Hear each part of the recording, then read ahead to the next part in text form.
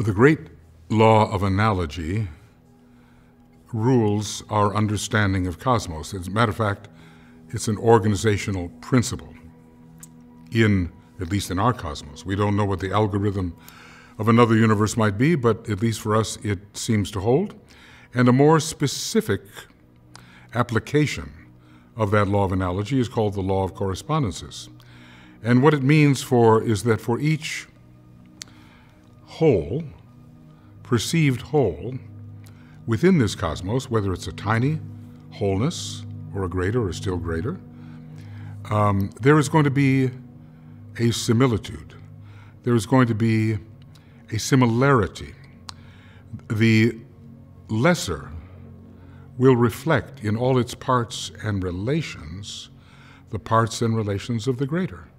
And on, with every lesser reflecting its greater to a considerable degree, maybe not in complete accuracy, but with enough similarity to say, aha, this structure is similar, is similar, is similar.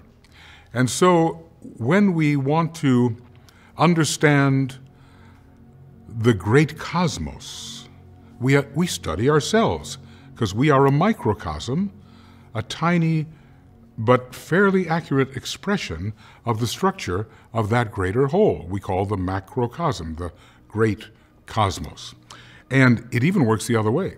Sometimes we don't know enough about our own little relationships within this personality and within our energy system, subtle, but you say, but I do know something about the greater cosmos, and if it's true that I, the lesser cosmos, the microcosm, reflect that, then according to what I know above, so I may know something below. And there we have the Hermetic axiom, as above, so below. So it is legitimate to study in both directions.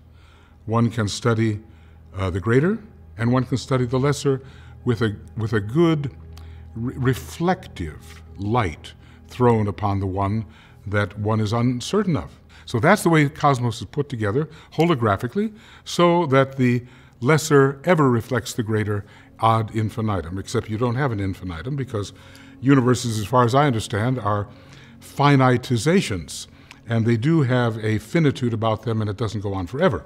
The only thing that goes on forever is the production of universes.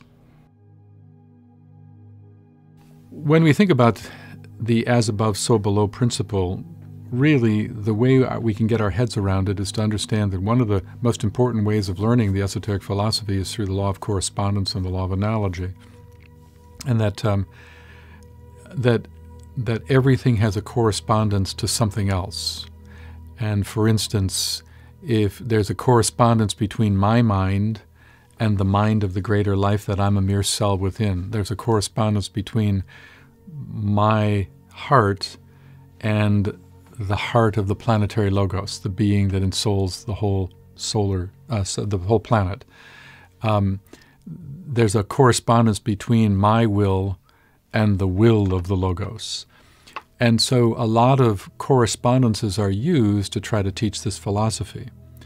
And in a way, it's through that correspondence that we realize what we're evolving into. So for instance, if I say there's a correspondence between the love I feel in my heart and the love of the Christ, what does that mean? Well, that means two things. It means that my heart is a potential recipient of the love of the Christ, a conduit through which the love of the Christ can come through me. But it also means that in my evolutionary journey, when it comes to love, I and you are Christs in the making. So it also tells, it not only shows correspondence, but direction of evolution. So that I'm evolving my heart to be more Christ-like. I'm evolving my sense of purpose to be more aligned and related to the purpose of the greater life, the will of God, so to speak. So it does two things. It identifies relationship and it defines evolutionary direction.